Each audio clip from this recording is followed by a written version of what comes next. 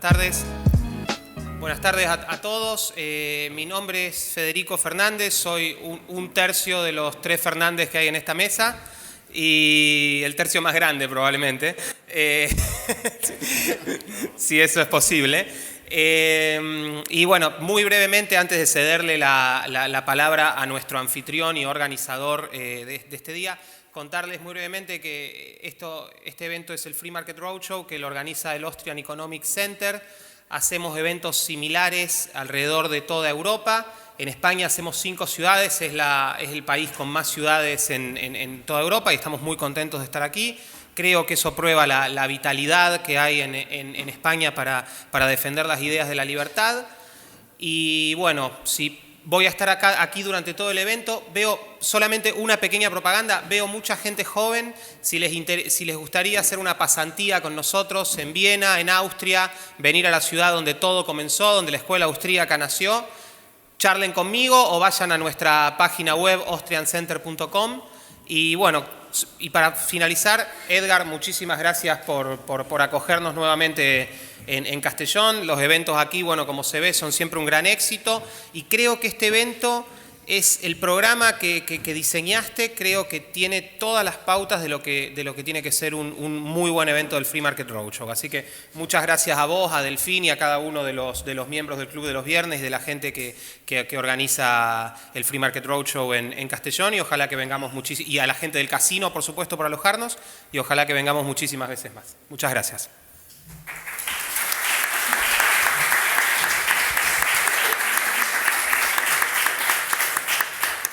Muchas gracias, Federico. Yo soy el segundo de los Fernández, Edgar Fernández, el más flaco, eso sí que no hay dudas. Y nada, quería daros las gracias por esta maravillosa acogida. Siempre da gusto que en una sociedad tan pequeña como la castellonense, que en total somos 180.000 habitantes, podamos acoger y llenar esta sala. Para mí es un privilegio.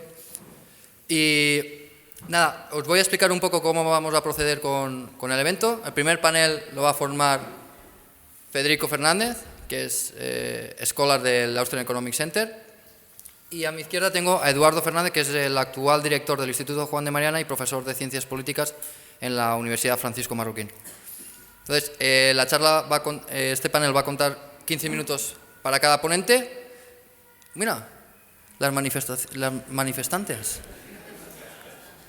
Joder, es que no saben ni llegar puntuales. Entonces, cada uno de los ponentes va a tener 15 minutos y después abriremos el panel a los asistentes para que podáis hacer las preguntas, diálogos que creáis convenientes. ¿Empiezo yo entonces? Sí. Bueno, pues la verdad es que en primer lugar muchísimas gracias por la invitación, Edgar, y por la confianza tanto al Austrian Economic Center como al grupo local de Castellón. Edgar es gran amigo. Y el tema que nos toca hoy, que es un tema que voy a tratar en 15 minutos antes de darle la palabra al estimado Federico Fernández. Yo soy el tercer Fernández en la sala. No somos familia. El tema es un tema que lleva por título algo bastante interesante, ¿no? Políticas públicas e instituciones para la libertad. Yo estoy muy impresionado, ¿no?, con lo que estoy viendo en Castellón hoy, ¿no? Mucha gente ha asistido aquí, imagino que unos por convicción con las ideas de la libertad, otros para escuchar y en cierto sentido generar diálogos y debates sobre este tema que considero muy importante. Pero quizás debemos empezar por lo básico, ¿no?, que es una institución, por qué importan las instituciones y cómo está la situación en España desde mi punto de vista, antes de que Federico nos hable de otro caso que es muy dramático, como tienen aquí, que es el de Venezuela, ¿no? ¿Qué es una institución? Claro, si vamos a lo básico, al final las instituciones son cuestiones, obviamente Douglass North, de la Escuela Institucionalista, las definía como normas o pautas de conducta que regulan la interacción entre seres humanos, ¿no? Por tanto, al final, las instituciones son instrumentos forzosamente necesarios que regulan la cooperación entre individuos. ¿Qué sucede? ¿Por qué creo yo que importan? Bueno, las instituciones importan porque en realidad, y desde mi punto de vista, generan confianza, contribuyen a la generación de confianza o a todo lo contrario, a generar un ambiente de elevadísima incertidumbre, de mucha inestabilidad, de mucho descontrol. Obviamente todo eso es poco deseable, ¿no? Claro, el panel lleva por título Políticas Públicas e Instituciones para la Libertad. Es bastante difícil contribuir a una sociedad abierta, a una sociedad libre, si no tenemos instituciones que generen confianza, que generen certeza, que en cierto sentido contribuyan a reducir incertidumbre. Y ahí vamos a al tercer concepto clave, que es el de política pública, ¿no? Nosotros, bueno, yo concretamente soy un politólogo, soy abiertamente liberal, creo que los países prosperan cuando el Estado se mete poco en la vida de la sociedad. Creo que es más importante tener una sociedad fuerte que un Estado fuerte, y que son cosas completamente distintas, y suelo ser bastante crítico de la clase política, ¿no? Por varias razones. La clase política suele ser una clase muchas veces preocupada por el corto plazo, preocupada por extraer rentas, preocupada por, como señalaba Anthony Downs, mantener su estructura de rentas, de estatus y de poder intocable, ¿no? Entonces, al final, hablar de política y de políticos siempre es un tema complejo desde el liberalismo, porque claro, el liberal por definición desconfía de los políticos y desconfía de la política, pero viviendo en un sistema democrático forzosamente tenemos que hablar de política, y viviendo en un sistema democrático como en el que nos toca vivir forzosamente tenemos que hablar de política pública. Y si tuviésemos que reflexionar sobre políticas públicas, creo que las mejores políticas públicas tienen unas características que se pueden determinar. Son políticas que, vinculado al concepto de confianza, deberían generar certeza, deberían estar ideadas a largo plazo. Aquí tenemos un primer problema, porque los políticos generalmente piensan a corto, ¿no? Quieren maximizar votos, entonces, bueno, hay que meterles a largo plazo un poco a calzador. Luego, las buenas políticas públicas son políticas que se adaptan. La sociedad forzosamente suele ir más rápido que el Estado y que la política. Los cambios que tienen lugar en la sociedad a nivel de empresa, esa destrucción creativa de la que hablaba Schumpeter en su momento, obviamente obligan a los tomadores de decisión a estar constantemente adaptándose, y así debe seguir siendo. Entonces se le pide a una política pública también adaptabilidad.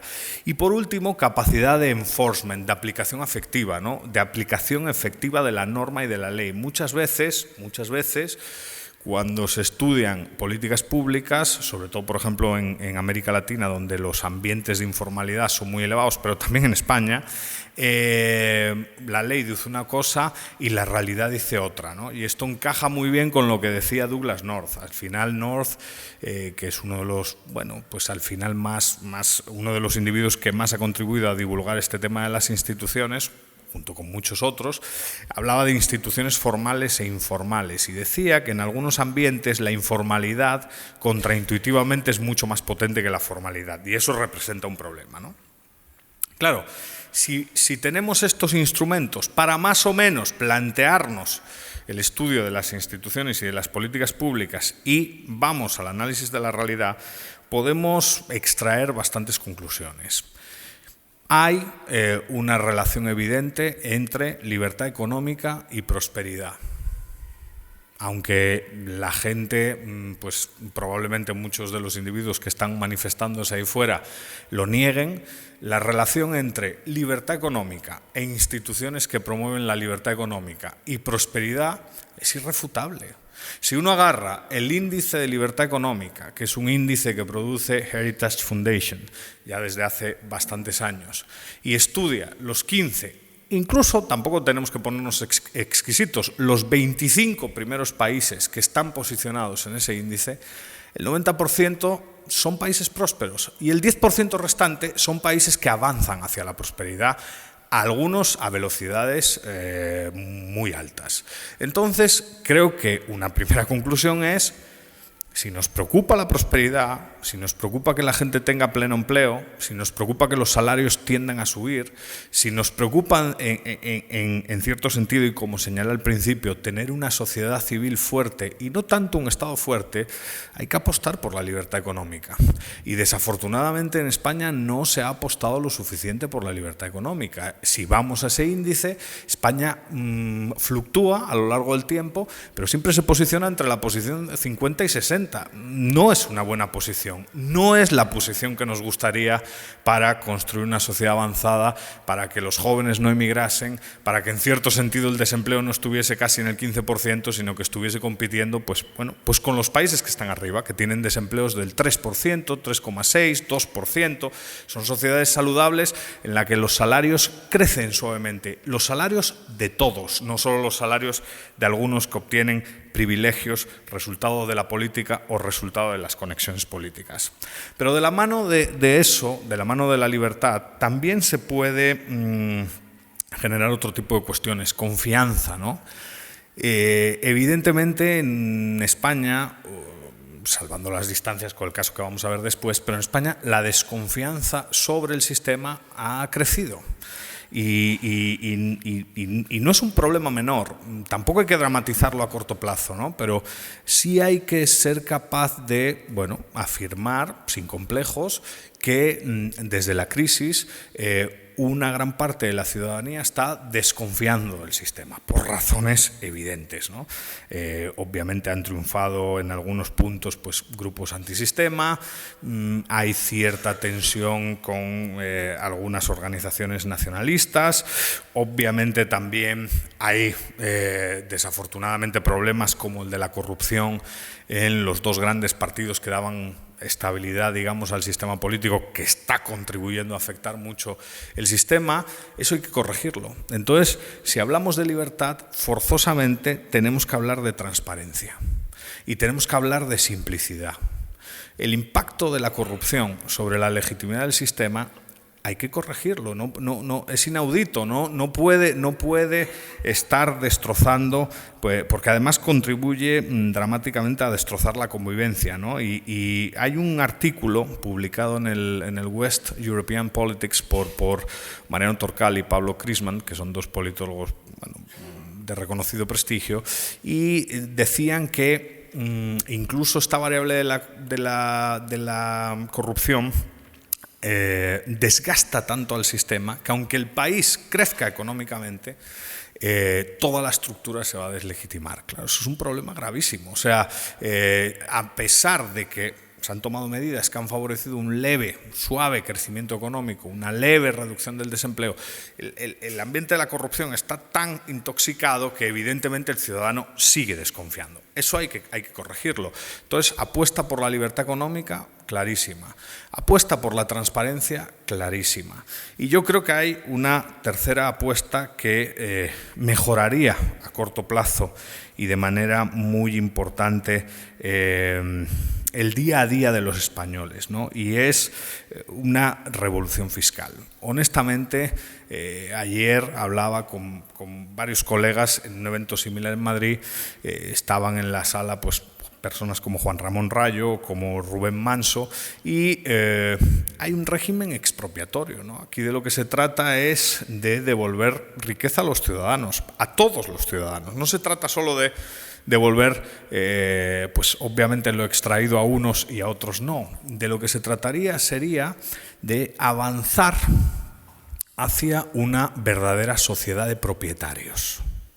Las sociedades de propietarios, las sociedades en las cuales los individuos disfrutan de propiedad, son sociedades que difícilmente pueden ser capturadas por la política, son sociedades que reniegan de la política porque quieren proteger lo suyo, ¿no?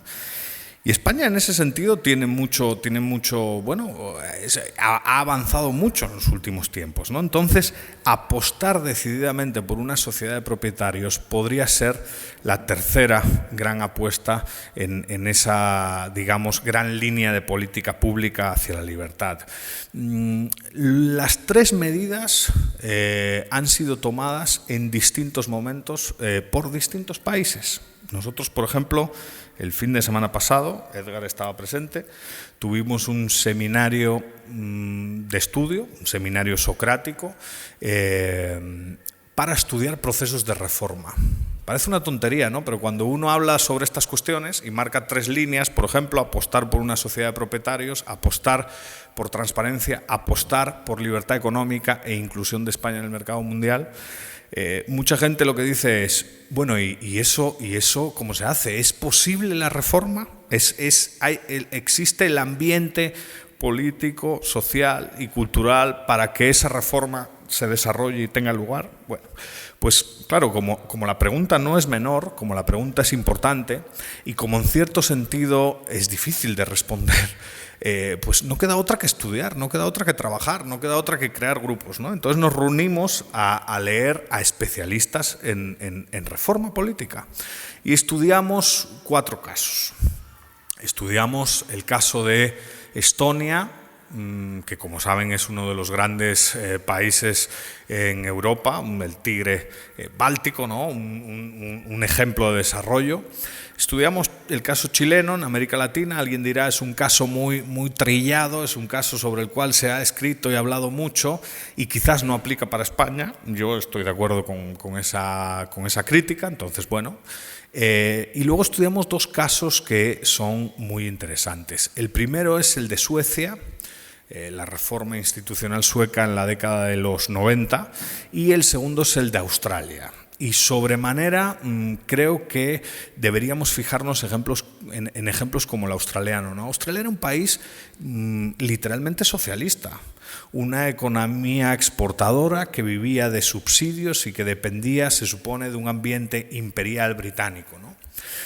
Y en 12 años tomaron medidas que posicionaron literalmente a Australia, esto es el subconsciente, ya me gustaría, tomaron medidas que pusieron a Australia, pues a día de hoy, en uno de los países más desarrollados del mundo y sin lugar a dudas en una de las naciones más transparentes, más avanzadas en libertad económica y con una sociedad civil y más fuerte, ¿no? Y hubo reformas espectaculares, hubo reformas que forzosamente tendremos que afrontar en España, como la transformación del sistema de pensiones, ¿no? En Australia además se hizo con una narrativa muy interesante, la narrativa de fortalecer la estructura de propiedad de los trabajadores. ¿Y quién la hizo? Pues paradojas de la vida, la hizo el Partido Laborista australiano. Luego, obviamente, estas cosas no cambian de la noche a la mañana, hay que tener plazos temporales pues más largos, y ahí think tanks, universidades, organizaciones de la sociedad civil tienen que ser conscientes de que los cambios drásticos incluso pueden llegar a ser peligrosos desde mi punto de vista. Aquí de lo que se trata es de transformar a medio plazo, pero el ejemplo teniendo 3 grandes líneas de acción, fue súper exitoso, ¿no? Entonces les invito pues a continuar este debate y, en cierto sentido, a través de la batalla de las ideas, ir metiendo estas cuestiones en la sociedad, porque evidentemente la política no cambiará si no cambiamos nosotros. Y tenemos que ser capaces de, como ciudadanos, en nuestros distintos ambientes, establecer prioridades. Yo creo que la cuestión de la transparencia, la cuestión de la libertad, de no tener miedo. España es un gran país con un gran capital humano, tenemos mucha fuerza productiva, creativa, podemos competir a nivel global sin ningún problema. Y el tema de la sociedad de propietarios son 3 buenas líneas para avanzar en libertad, avanzar en prosperidad y construir entre todos un mejor país. Muchas gracias.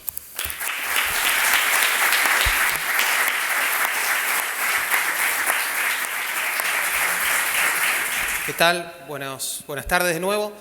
Bueno, un placer hablar después de Eduardo, y voy a complementar, diciendo lo que pasa cuando los puntos y los ejemplos que Eduardo mencionó no se cumplen, y de hecho se hace lo contrario. Y el caso del que quiero hablar es el caso de Venezuela. ¿Por qué 1989 o 1999? Bueno, como todos ustedes saben, los que están acá adentro, quizás los de afuera no, pero los que están acá adentro lo saben, hace 30 años cayó el muro de Berlín, y eso sin dudas dio muchos buenos ejemplos para sociedades con muchos problemas como las sudamericanas, dio muchos ejemplos positivos y liberó, a buena parte de la humanidad del yugo comunista.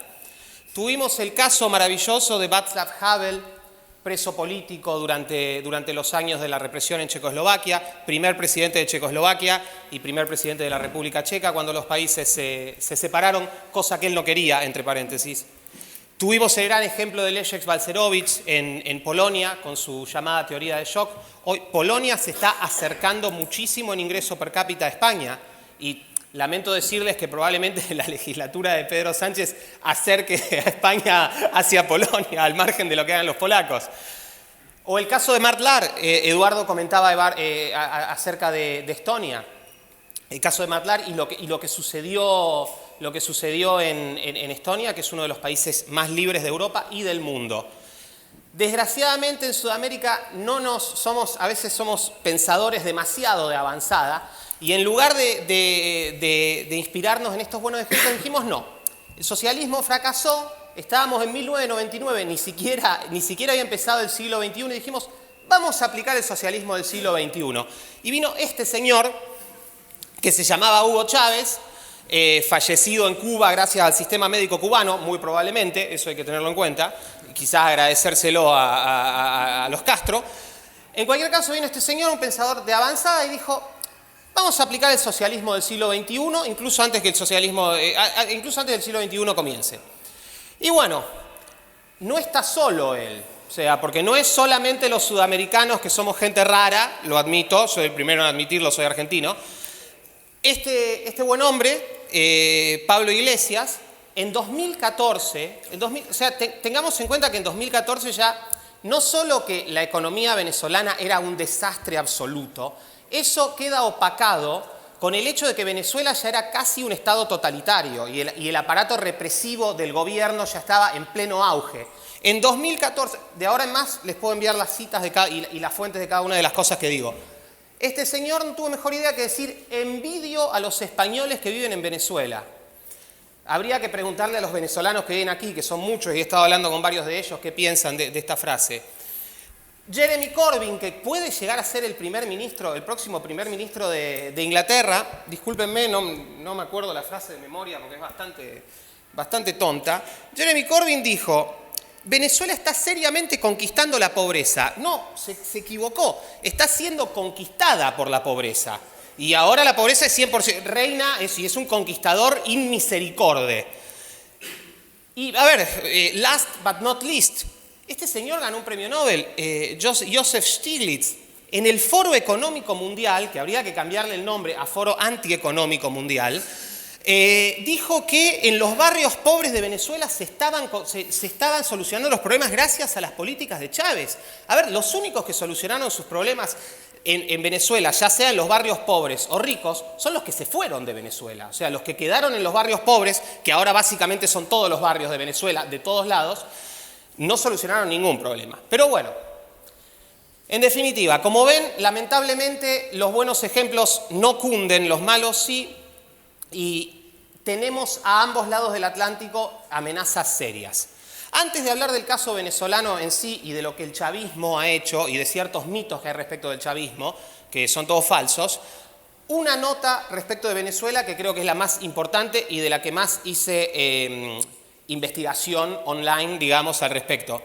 Venezuela es el país con más reinas de belleza del mundo. Y esto creo que es importantísimo. De hecho, es el único país que ganó el premio Miss Universo 2 veces consecutivas y tiene la concentración de reinas de belleza per cápita más alta del mundo. Esto muy destacable. Lamentablemente, no solo es la tierra de la bella, sino también de las bestias. Y las bestias tuvieron mucha suerte. Como ustedes saben, Venezuela flota en petróleo, literalmente. Es el país con las reservas de petróleo probadas más grandes del mundo. Más que Arabia Saudita, más que los Emiratos Árabes, más que Irak. ¿Y qué pasó con el precio del petróleo? Porque yo no voy a poder abordar todos los mitos que hay respecto al chavismo. Después vamos a tener unos minutos para preguntas y respuestas, podemos seguir profundizando. ¿Qué pasó con el precio del petróleo? Porque una de las cosas más peligrosas y falsas que se dicen es que el problema de la economía venezolana es que el precio del petróleo bajó. Entonces, vamos a empezar. Este gráfico nos muestra lo que sucedió en exactamente los últimos 20 años con el precio del petróleo en Venezuela. Chávez llegó al poder en 1999. 1999 ahí El petróleo estaba menos de $10 en ese momento, el barril de petróleo. Como ustedes ven, desde el año 0 de la revolución, por llamarlo de alguna manera, el precio no bajó nunca. Pero no solo eso, en un punto llegó casi a $140 por barril. Esta baja así tan drástica que ven es la crisis de 2008, pero no tardó mucho en recuperarse, de hecho se recuperó muy rápido. Y aquí, por ejemplo, este segmento, que son prácticamente 4 años, este segmento, el petróleo estuvo oscilando los $120 por barril. Y hoy, que está barato, este gráfico lo bajé creo que anteayer, hoy está alrededor de $65. Yo les propongo el siguiente ejemplo. Supongamos que le digo a mi querido amigo Edgar, le digo lo siguiente: Edgar, yo te prometo que va a pasar en los próximos 20 años, tus próximos 20 años económicos van a ser de la siguiente manera. El ingreso que tenés hoy no va a ser nunca menor de lo que tenés hoy. No solo eso, en un punto va a ser 14 veces lo que es hoy, durante 4 años consecutivos va a ser 12 veces lo que tenés hoy, y al final del ciclo va a ser 6 veces y media lo que tenés hoy. ¿Ustedes creen que Edgar me va a decir, bueno, pero voy a estar totalmente quebrado al final de este ciclo? No, esto es lo mejor que pasó con los commodities y con el petróleo en la historia. Y con esto, lo que pasó es que esto potenció, o sea, esto que debería haber sido una bendición se transformó en una maldición. ¿Por qué? Porque hubo una fiesta socialista. Y bueno, las fiestas socialistas no terminan bien. A mí no me gustaría salir de fiesta con ninguno de estos muchachos. Este es el primero que borraba la lista de amigos, entre paréntesis. Antes de Facebook. Otra, de nuevo, pensadores antes de la letra. ¿Qué pasó en Venezuela? Lo que pasó en Venezuela es que se aplicó socialismo y populismo. ¿Y cómo operó esto? Esto operó como la adicción a las drogas. Y cuando estoy hablando de drogas no estoy pensando en fumarse algo dudoso, estoy pensando en heroína. El populismo y el socialismo, sobre todo bendecido con esta inyección de dinero externo por el precio del petróleo, durante unos años, tal como la adicción a la heroína durante un tiempo corto, al principio del hábito debe ser muy lindo, supongo. El problema es que después te destruye. Y eso es lo que pasó. El socialismo, en realidad, creó esta falsa imagen durante un tiempo. Finalmente, ¿vieron? Hay un hombre del pueblo. Hay alguien que está solucionando los problemas. El problema eran los oligarcas anteriores. Pero ahora, no, esto era totalmente falso, basado en los precios del petróleo. Cómo es falsa la alegría o la felicidad que te induce la heroína al principio del hábito. Después, si ustedes vieron la película Requiem para un sueño, si no la vieron se la recomiendo, terminás destruido o te tienen que cortar el brazo. Y eso es lo que pasó. El problema es que esto, como la adicción a las drogas, al principio creó un mito, que es un mito muy grave, que es este mito: tenemos el hombre que nos vino a salvar, que hizo las cosas bien, y cuando los problemas empiezan a aparecer, se empiezan a culpar a diverso tipo de conspiraciones. Estados Unidos, el Mercosur, la Unión Europea, España, cualquier cosa, el Club de los Viernes, cualquier cosa, no importa, siempre, bueno, el Club de los Viernes probablemente es conspirador y me parece muy bien, pero bueno, no creo que sean responsables de todo lo que está pasando en Venezuela.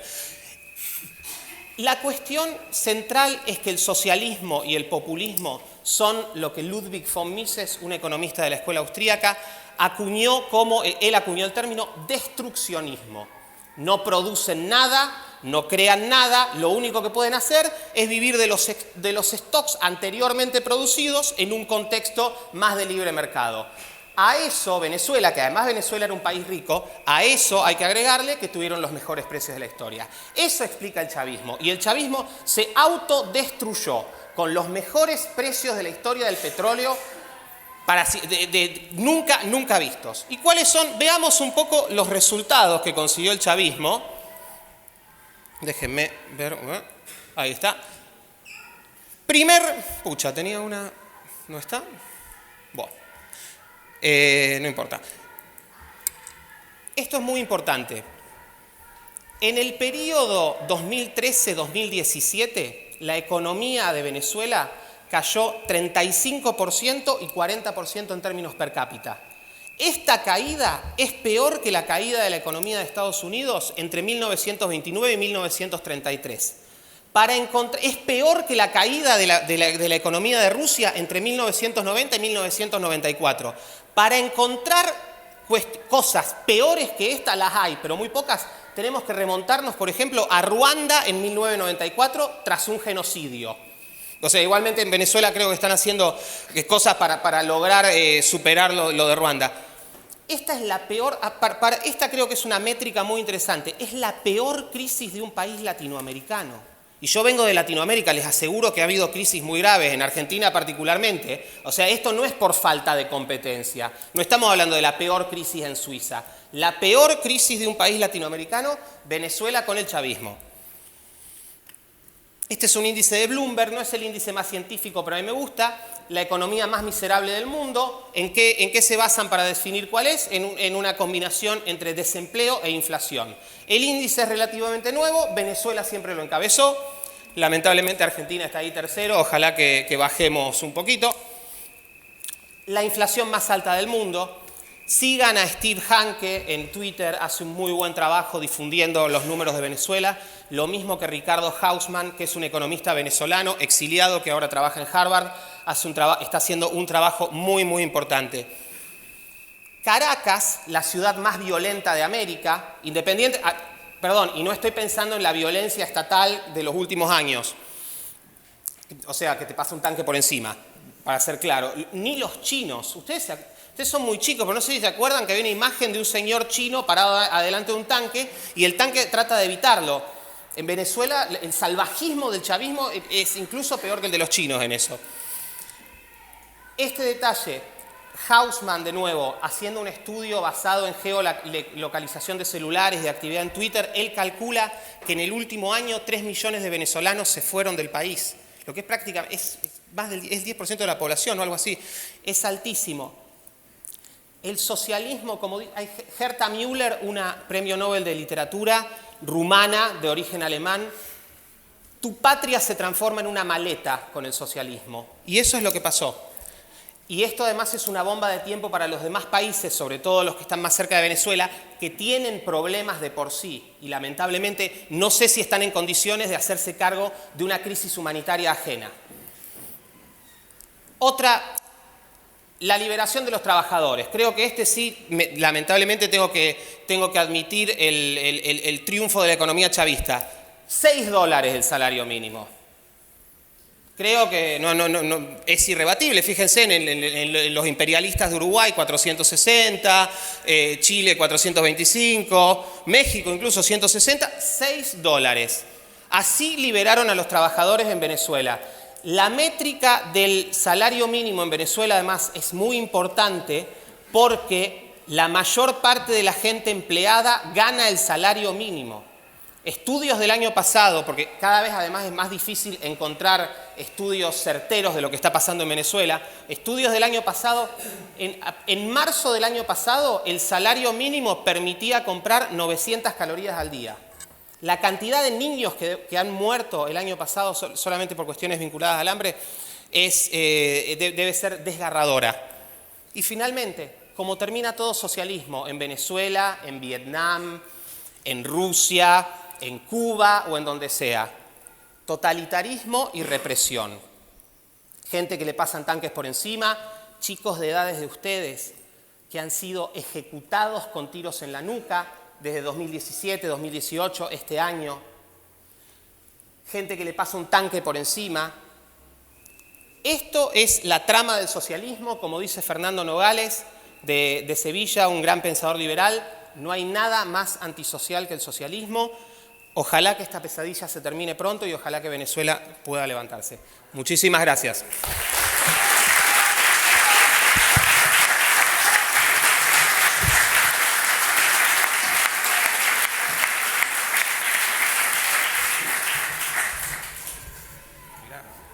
Perfecto. 15 minutos clavados.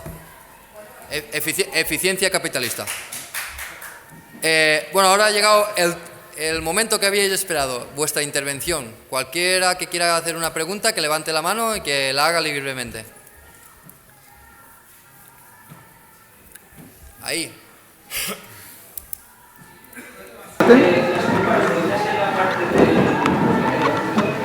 En casos de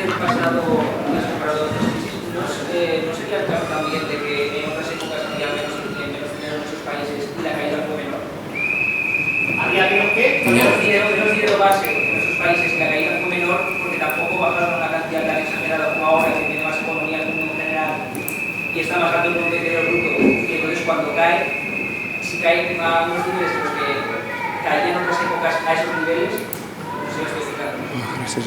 No sería por el hecho de que tenían más al principio y la distancia es más larga, más que el hecho de que... el hecho de que haya caído un nivel. Australia, que es uno de los países más ricos del mundo, lleva 20 años sin crisis. Suiza hace 80 años que no tiene ninguna crisis bancaria. O sea, no depende del nivel en el que partas, depende de lo que ha explicado Edu, que son las instituciones y del modelo de economía que tengas. Si tienes una economía abierta y flexible, da igual lo que le pase al mundo, básicamente. ¿Ahora? Sí, yo sobre temas de desarrollo y puntos de partida, ¿no? Al final hay situaciones en las que, bueno, eran insostenibles. Yo suscribiendo lo de Edgar, en la presentación pues no llegué a contar, por ejemplo, la situación de Suecia, ¿no? Todos los que están en la sala saben que Suecia ha sido un referente de estado del bienestar durante, bueno, los últimos, tranquilamente, 70-80 años, ¿no? Un consenso socialdemócrata y tal importante. Pero los 80, lo que no se sabe con este tema de reformas, es que, claro, el tramo superior, si no estoy mal, llegó al 86% de impuestos sobre la renta. El marginal es un 99%. Una cosa bastante importante. Se llegó a una situación de impasse y de bloqueo absoluto y se tomaron las reformas, ¿no? Entonces, yo no digo que los puntos de partida no existan y no haya que tenerlos en cuenta. Yo creo que hay que tenerlos en cuenta para bien y para mal. Lo que digo es, si se toman las medidas correctas, es bastante fácil construir una sociedad fuerte que tenga resiliencia, que tenga resistencia ante los vaivenes que surgen fuera, ¿no? Y eso se produce, desde mi punto de vista, porque hay confianza. Las crisis suelen dramatizarse, y a mí es lo que me obsesiona, cuando explota la desconfianza. Y es muy difícil saber cuándo explota la desconfianza, ¿eh? Es un concepto complicado, ¿no? Un día puedes estar confiando y al día siguiente de repente dejas de confiar y todo empieza a derribarse y entras en un bucle pues dramático, ¿no? Que yo creo que es lo que le sucede a lo que en determinado momento y de manera inevitable por las medidas que estaban tomando le sucedió a Venezuela, ¿no? Hay algo también importante que se me olvidó antes y que yo creo que es importante porque al final es un concepto clave, ¿no? Yo creo que todo sistema que quiera generar confianza tiene que mantener un compromiso con la protección de la vida, con la protección de la estructura de derechos y libertades, movimiento, trabajo, expresión, asociación y obviamente con la protección de la propiedad, ¿no? Entonces, claro, cuando hay amenazas a la propiedad, ¿qué significa? Cuando hay amenazas al trabajo que uno realiza o al trabajo que han realizado las familias, porque claro, si hay amenaza a la propiedad y mi padre no me puede dar lo que se supone que se ha ganado con el trabajo y con el sudor de su frente, pues eso genera un entorno institucional complicado que al final contribuye a la erosión de la sociedad, al debilitamiento del propio Estado, porque al final lo de Venezuela es literalmente, desde mi punto de vista, no sé si estáis de acuerdo, una banda de bandidos depredando a corto plazo todo lo que puedan para irse. Les importa un pimiento el país, la sociedad, todo. Les importa un pimiento todo. Están viendo además dónde meten el dinero, la salida de oro, todo ese tipo de cosas. Pero, y creo que eso poco tiene que ver con los puntos de partida, ¿no? Siguiente pregunta, si os podéis levantar, porque desde aquí no vemos quién quiere hablar ni nada.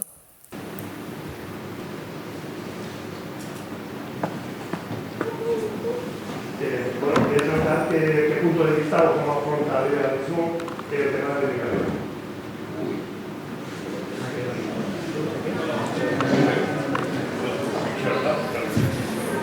Bueno, la pregunta, podríamos estar toda la noche hablando de este tema.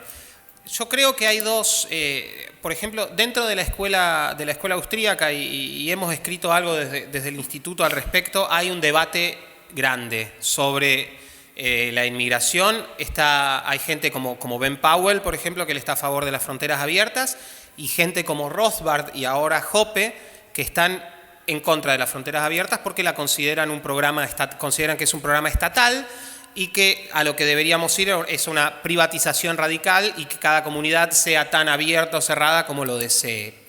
Yo el punto que le concedo a Hoppe, con quien no suelo estar de acuerdo, y a Rothbard sobre todo, porque él lo toma de Rothbard, es que si uno toma como modelo una sociedad, o si uno toma como modelo una sociedad anarcocapitalista, algo así como las fronteras abiertas no existirían. Entonces, yo tiendo a simpatizar más con una idea que cada comunidad decida qué modo de vida quiere adoptar, y creo que en ciertos países la inmigración masiva ha sido un proyecto impuesto de arriba hacia abajo y que lamentablemente vemos que genera ciertas tensiones sociales. Lo que hizo Angela Merkel hace unos años cuando dijo vía Schaffen das lo podemos hacer, y que terminó en que comunidades de 7.000 habitantes que por ahí existían hace 1000 años les instalaron 8.000 sirios en el mismo pueblito. Eso claramente destruye el tejido social de una comunidad que es chiquita, que permaneció así durante mucho tiempo, y creo que eso es un error. Yo, por supuesto, creo que el libre mercado y el liberalismo nos tiende a acercar, y creo que un mundo liberal sería un mundo donde todos nos movamos con grandes libertades, pero también me parecería bien que gente que por X motivo quisiera preservar ciertos aspectos de su vida social lo pudiera hacer si no daña derechos de ningún tercero. Yo sobre este tema, que es un tema, claro, es un tema muy importante, además es un tema de prioridades en la España de hoy, ¿no? Normativamente la migración tiene que ser libre. Si estamos en el mundo del deber ser, la migración pues debería de ser totalmente abierta. Pero claro, al hablar de política pública y de inmigración la cosa se complica porque obviamente hay demandas, la sociedad suele ser compleja, que han hecho quizás los países que mejor han tratado eso, ¿no? Si uno ve el índice de libertad económica, es curioso, pero si uno ve el índice de libertad económica, son países en los cuales se han aplicado políticas de inmigración abiertas pero selectivas. Básicamente somos conscientes de que necesitamos inmigrantes, los necesitamos, pero los elegimos nosotros. Ese es el punto, ¿no? ¿Y cómo se elige? Hay varias formas de elegir. Una buena política, por ejemplo, de becas, que es lo que hace Canadá. Repito, uno de los países más abiertos del mundo. Cuestiones, por ejemplo, pues al final de selección, de conocimiento del idioma adecuado y una pequeña acreditación antes de solicitar el acceso de ingreso al país, y una oposición frontal contra la inmigración ilegal, ¿no? Si uno defiende el Estado de Derecho, aunque yo no considero que ningún individuo sea ilegal, si uno defiende el Estado de Derecho hay que cumplir la norma. La norma hay que cumplirla y hay un procedimiento para entrar a un país. Yo fui emigrante 10 años. Yo trabajé fuera de España y fuera del espacio europeo durante 10 años. Cuando trabajé, pues obviamente participé de un proceso de migratorio que cada 2 años se me habilitaba una residencia temporal y no había ningún problema. Y ahí meto la última y ya acabo con la respuesta. Yo soy liberal y creo que desde la sociedad civil se pueden implementar y ejecutar políticas sociales, ¿no? O sea, podemos tener seguros de desempleo privados, todo este tipo de cosas, pero a día de hoy hay un estado del bienestar que, guste o no, ahí está. Y es un poco injusto que a lo mejor gente que lleva contribuyendo a ese estado durante décadas luego sea el segundo y se beneficien a otros, ¿no? Eso lo decía Mises. Hablamos de movimientos, quizás, si queremos evitar los movimientos de extrema derecha o de extrema izquierda, porque obviamente no nos gusta lo que cultivan y lo que motivan, a lo mejor tenemos que ser honestos y decir, bueno, la inmigración durante N cantidad de años pues puede entrar, puede trabajar aquí, pero no tiene acceso al estado del bienestar, porque el acceso al estado del bienestar es costoso y hay que ganárselo. A lo mejor pues hubo gente que durante años en la familia ha cotizado y eso tiene un costo. Entonces, al final, si queremos regularizar rápidamente a esas personas, pues así debe ser, ¿no? Y los que puedan entrar con un seguro pues sanitario privado, que lo hagan, ¿no? Como así exigen en distintos países. O sea, no me estoy inventando nada, son medidas de política pública práctica que se aplican en otras partes del mundo, ¿no? ¿Alguna pregunta más? Una. Buenas. Yo tengo una pregunta de reflexión. Sabemos que el liberalismo, lo que estáis hablando, es el sistema económico, el libre mercado lo mejor que hay, creo, lo único posible para que las cosas funcionen bien para todo el mundo. Pero esto la gente lo tiene que entender, no nosotros quién, sino los 40 millones de personas que viven aquí. Pero la única forma de propagar a la gente, muchas veces son medios de comunicación, que subsisten gracias a unos anuncios, a una publicidad que pagan las grandes empresas que son capaces de pagar 1 millón de euros por eso. Entonces, mi reflexión y pregunta es, ¿cómo coño? Esto que tenemos nosotros, vosotros, las grandes empresas, la Mancio Ortega, Isabel Andric, o sea, todo el mundo sabe esto, han sido incapaces en 40 años de introducir lo que ellos consideran que sea mejor para ellos mismos y para los trabajadores que trabajan y para el resto de personas que salen en paro. Introducirlo a la gente. Es que el liberalismo tiene que llegar a la gente, llegar a las empresas que tienen su parte social, aparte de colaborar, como la Caixa que ayuda. Bien, eso está muy bien, pero tiene que hacer entender a la gente que el sistema liberalista y el sistema económico que defendemos no es que sea partidista, es que es bueno para ellos. Yo soy propietario, no, multipropietario. Tengo empresa, tengo autónomo, el negocio es cerrado y abierto e incluso he exportado a Venezuela, a España, a Madrid. Y yo sé que las medidas que yo defiendo son las mejores para la gente que no tiene trabajo estancado, porque para mí lo mejor es que se vaya esta mierda y en 4 años compra PCs a otro. Entonces, ¿qué podemos hacer para que las empresas, para la gente que de verdad tiene el poder de influir en los medios de comunicación o la gente, haga algo? Haga algo. Yo sé por qué no lo hace, ¿no? Pero bueno, a veces se ocurre algo. ¿Vale? Un pequeño apunte. Es que en España tenemos una paradoja que las grandes empresas, si tú miras las empresas que forman el IBEX 35, prácticamente son todos bancos y constructoras. Y los bancos y las constructoras dependen del Estado. O sea, no esperes que las empresas promuevan el libre mercado, las grandes empresas estoy hablando, porque ellas verían sus beneficios caer. Si la banca fuera libre, si la construcción fuera libre, todos estos mega empresones que tenemos en España estarían la mayoría quebrados. Eso es mi Bueno, yo sobre este tema y adaptado a España, yo voy a dar un cierto mensaje de optimismo, ¿no? Esta sala está llena, ¿no? Claro, que yo entré en el liberalismo allá por el 2000, hace ya dentro de poco 20 años, ¿no? Cuando conocí al profesor Bastos Boubeta en la Universidad de Santiago de Compostela, que me entregó un libro, lo recuerdo perfectamente, que fue por el primero que yo leí, Educación Socialdemócrata, como la mayoría de los que estamos aquí, que era La economía en una lección de Henry Hazlitt. Fue el primer libro. El segundo que me leí fue Camino de servidumbre de Hayek.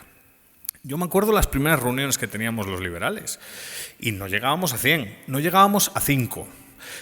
Ocupábamos una cafetería en Santiago y tal. Students for Liberty ahora llena salas de vez en cuando, el Club de los Viernes llena salas de vez en cuando, hoy en Castellón esta sala está completamente llena.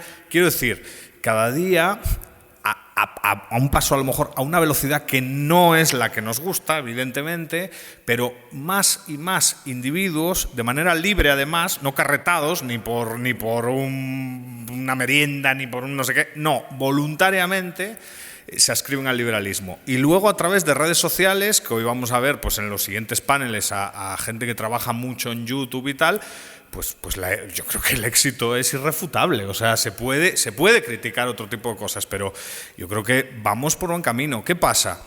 Que evidentemente la velocidad a la que se va quizás no sea la adecuada. Necesitaríamos ir más rápido y necesitaríamos pues tener una actitud pedagógica más relevante, ¿no?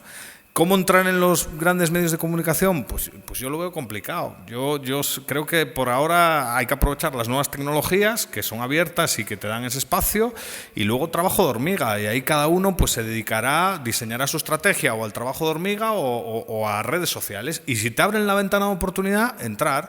Creo que todos los que estamos aquí reconocemos el magnífico trabajo que ha hecho Juan Ramón Rayo, que es castellonense, por expandir las ideas de la libertad en este país, cuando han dejado un espacio en las televisiones de consumo masivo. O sea, quiero decir, no creo que... Ahora, el enemigo es fuerte y el adversario de la libertad lo tenemos claro. Empresarios mercantilistas, que no todos los empresarios creen en la competencia y en una ley igual para todos y tal, Y luego, obviamente, los colectivistas, ¿no? Que ya no solo quieren buscar privilegios para su producción, quieren robar la propiedad de otros, literalmente, que ya es de órdago, ¿no? Y eso, claro, es que eso cuesta, porque hay gente que desafortunadamente gana mucho. Gracias por tu pregunta. 30 segundos, creo que tu pregunta es muy interesante. Y hay una cosa que vos claramente sos una persona exitosa y muy inteligente, no percibís tan bien como la gente que está afuera. La gente que está afuera a los gritos, histéricos, tocando un pito, no sé qué están haciendo, una matraca, no sé qué están haciendo, ellos, ¿sabés lo que perciben? Que hay dos monopolios que se están destruyendo. Son el monopolio de la educación y el monopolio de la información. Y cuando esos dos monopolios terminen de colapsar, que van a colapsar dentro de muy poco, el monopolio que ha tenido la izquierda sobre nuestra cultura va a desaparecer. Y esa es la mejor noticia cultural que tenemos desde la invención de la imprenta, te diría. Entonces tenemos muchos motivos para nosotros ser optimistas y para la gente de afuera estar muy preocupada. Ignasi, creo que querías hacer una pregunta. Sí, yo tengo una pregunta muy breve en relación con lo que has dicho. Estáis hablando de liberalismo, de cómo hacer una sociedad más libre y próspera. Tú también has hablado de cómo el socialismo en Venezuela está arruinando países y tal. Y como bien decías, pues parece que afuera nos llaman fascistas. Entonces no lo entiendo. Una pregunta que hago abierta. No entiendo, a ver si alguien tiene respuesta porque no llevo todo el rato pensándolo. Y efectivamente. Bueno, no sé si me equivoco o no, ¿no?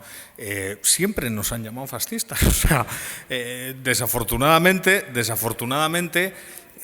gran parte de los colectivistas de todos los sabores, porque al final aquí hay variedad, consideran al liberalismo como el mayor enemigo.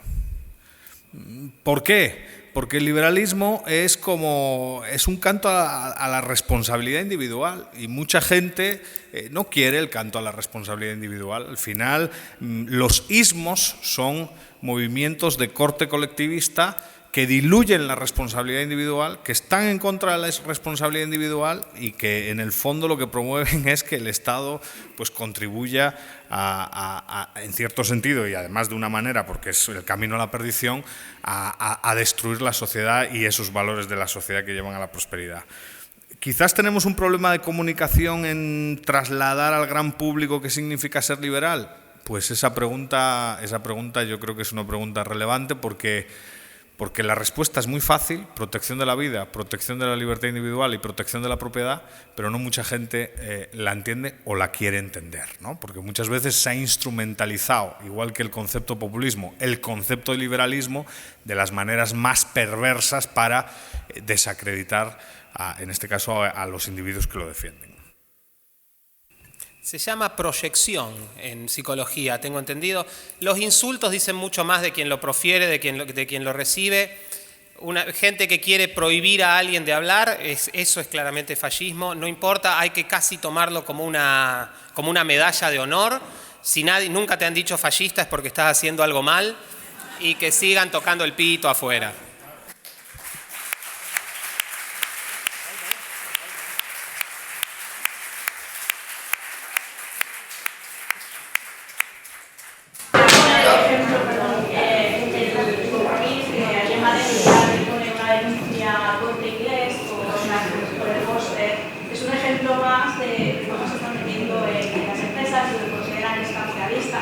Luego trabajo con inglés, es una empresa que cuida a la mujer trabajadora, a la mujer madre, soy madre, entonces me parece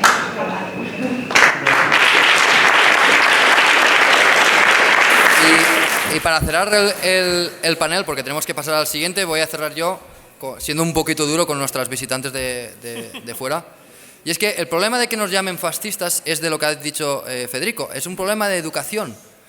Porque si supieran de dónde viene el fascismo, que viene del Partido Socialista Obrero Italiano, de dónde viene el nazismo, que el nazismo es una forma de acortar el nombre, que viene de nacionalsocialismo, entonces no nos llamarían fascistas, porque para ser fascista hay que ser socialista. Para ser fascista tienes que imponer que el Estado dicte las normas a los demás de cómo tienen que vivir la vida. Eso es ser un fascista. Un fascista es como esa gente que hay ahí fuera que tienen que decidir, creen que tienen el derecho a decidir si aquí podemos hablar o no podemos hablar. Eso es ser fascista. Y eso es un problema educativo, porque no han estudiado en su puñetera vida.